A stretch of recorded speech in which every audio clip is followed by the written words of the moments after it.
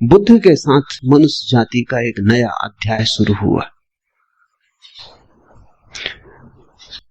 2500 वर्ष पहले बुद्ध ने वह कहा जो आज भी सार्थक मालूम पड़ेगा और जो आने वाली सदियों तक सार्थक रहेगा।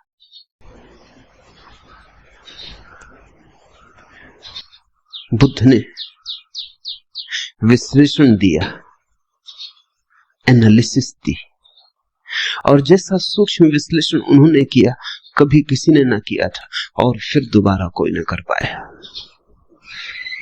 उन्होंने जीवन की समस्या के उत्तर शास्त्र से नहीं दिए, विश्लेषण की प्रक्रिया से दिए। बुद्ध धर्म के पहले वैज्ञानिक, उनके साथ श्रद्धा और आस्था की जरूरत नहीं, उनके साथ तो समझ पर्याप्त है। अगर तुम समझने को राजी हो तो तुम बुद्ध की नौका में सवार हो जाओगे।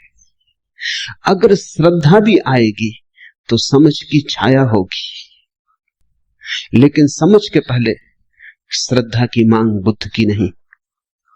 बुद्ध ये नहीं कहते कि जो मैं कहता हूं भरोसा कर लो। बुद्ध कहते हैं सोचो, विचारो, विश्लेषण करो, खोजो, पाओ अपने अनुभव से तो भरोसा कर लेना। दुनिया के सारे धर्मों ने भरोसे को पहले रखा है, सिर्फ बुद्ध को छोड़कर। दुनिया के सारे धर्मों में श्रद्धा प्राथमिक, फिर ही कदम उठेगा। बुद्ध ने कहा अनुभव प्राथमिक है, श्रद्धा आनुषंगिक है। अनुभव होगा तो श्रद्धा होगी, अनुभव होगा तो आस्था होगी। इसलिए बुद्ध कहते हैं आस्था की कोई जरूरत नहीं है, अनुभव के साथ अपने से आ जाएगी, तुम्हें लानी नहीं। और तुम्हारी लाई हुई आस्था का मूल्य भी क्या हो सकता है? तुम्हारी लाई आस्था के पीछे भी छिपे होंगे तुम्हारे संदेह। तुम आरोपित भी कर लोगे विश्वास को तो भी विश्वास के पीछे अविश्वास खड़ा होगा। तुम कितनी ही दृढ़ता से भरोसा करना चाहो, लेकिन तुम्हारी दृढ़ता कपती रहेगी और तुम जानते रहोगे कि जो तुम्हारे अनुभव में नहीं उतरा है उसे तुम चाहो भी तो भी कैसे मान सकते हो, मान भी लो तो भी कैसे मान सकते हो। तुम्हारा ईश्वर कोरा शब्द जाल होगा जब तक अनुभव की किरण न उतरी हो। तुम्हारे मोक्ष की धारणा मात्र शाब्दिक होगी जब तक मुक्ति का थोड़ा स्वाद तुम्हें न लगा हो। बुद्ध ने कहा मुझ पर भरोसा मत करना, मैं जो कहता हूं उस पर इसलिए भरोसा मत करना कि मैं कहता हूं। सोचना, विचारना, जीना तुम्हारे अनुभव की कसौटी पर सही हो जाए तो ही सही है, मेरे कहने से क्या सही होगा। बुद्ध के अंतिम वचन है अपदीपो भव, अपने दिए खुद बनना। और तुम्हारी रोशनी में तुम्हें जो दिखाई पड़ेगा फिर तुम करोगे भी क्या? आस्था ना करोगे तो करोगे क्या? आस्था सहज होगी, उसकी बात ही उठानी व्यर्थ है। बुद्ध का धर्म विश्लेषण का धर्म, लेकिन विश्लेषण से शुरू होता है, समाप्त नहीं होता। वहां समाप्त तो परम संश्लेषण पर होता है। बुद्ध का धर्म संदेह का धर्म है, लेकिन संदेह से यात्रा शुरू होती है, समाप्त नहीं होती। समाप्त तो परम श्रद्धा पर होती। इसलिए बुद्ध को समझने में बड़ी भूल हुई, क्योंकि बुद्ध संदेह की भाषा बोलते तो लोगों ने समझा ये संदेहवादी है। हिंदू तक न समझ पाए, जो जमीन पे सबसे ज्यादा पुरानी कौम। बुद्ध निश्चित ही बड़े अनूठे रहे होंगे, तभी तो हिंदू तक समझने से चूक गए। हिंदुओं तक को ये आदमी खतरनाक लगा, घबराने वाला लगा।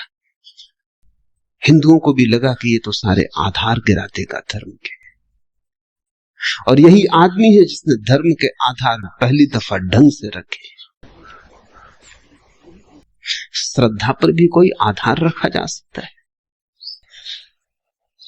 अनुभव पर ही आधार रखा जा सकता है। अनुभव की छाया की तरह श्रद्धा उत्पन्न होती। श्रद्धा अनुभव की सुगंध है। और अनुभव के बिना श्रद्धा अंधी है। और जिस श्रद्धा के पास आंख ना हो, उससे तुम सत्य तक पहुंच पाओगे? बुद्ध ने बड़ा दुस्साहस किया। बुद्ध जैसे व्यक्ति पर भरोसा करना एकदम सुगम होता है। उसके उठने बैठने में प्रामाणिकता होती है, उसके शब्द शब्द में वजन होता है, उसके होने का पूरा ढंग स्वयं सिद्ध होता है। उस पर श्रद्धा आसान हो जाती है। लेकिन बुद्ध ने कहा, तुम मुझे अपनी बैसाखी मत बनाना। तुम अगर लंगड़े हो, मेरी बैसाखी के सहारे चल लिए, कितनी दूर चलोगे? मंजिल तक न पहुंच पाओगे। आज मैं साथ हूं, कल मैं साथ न रहूंगा। फिर तुम्हें अपने ही पैरों पर चलना है। मेरी रोशनी से मत चलना, क्योंकि थोड़ी देर को संग साथ हो गया है अंधेरे जंगल में। तो मेरी रोशनी में थोड़ी देर रोशन हो लोगे, फिर हमारे रास्ते अलग हो जाएंगे। मेरी रोशनी मेरे साथ होगी, तुम्हारा अंधेरा तुम्हारे साथ होगा। अपनी रोशनी पैदा करो, अपदीपो भव। ये बुद्ध का धम्मपद। कैसे वो रोशनी पैदा हो सकती है अनुभव की, उसका विश्लेषण है। श्रद्धा की कोई मांग नहीं है, श्रद्धा की कोई आवश्यकता भी नहीं। इसलिए बुद्ध को लोगों ने नास्तिक कहा, क्योंकि बुद्ध ने यह भी नहीं कहा कि तुम परमात्मा पर श्रद्धा करो। तुम कैसे करोगे श्रद्धा? तुम्हें पता होता तो तुम श्रद्धा करते ही, तुम्हें पता नहीं। इस अज्ञान में तुम कैसे श्रद्धा करोगे? और अज्ञान में तुम जो श्रद्धा बांध भी लोगे, वो तुम्हारी अज्ञान के ईंटों से बना हुआ भवन होगा। उसे तुम परमात्मा का मंदिर कैसे कहोगे? वो तुमने भय में बना लिया होगा। मौत डराती होगी, इसलिए सहारा पकड़ लिया होगा। यहां जिंदगी हाथ से जाती मालूम होती होगी, इसलिए स्वर्ग की कल्पनाएं कर ली होंगी। लेकिन इन कल्पनाओं से, भय पर खड़ी हुई इन धारणाओं से कहीं कोई मुक्त हुआ है? इसी से ही तो आदमी पंगु है, इससे ही तो आदमी पक्षाघात में दबा है।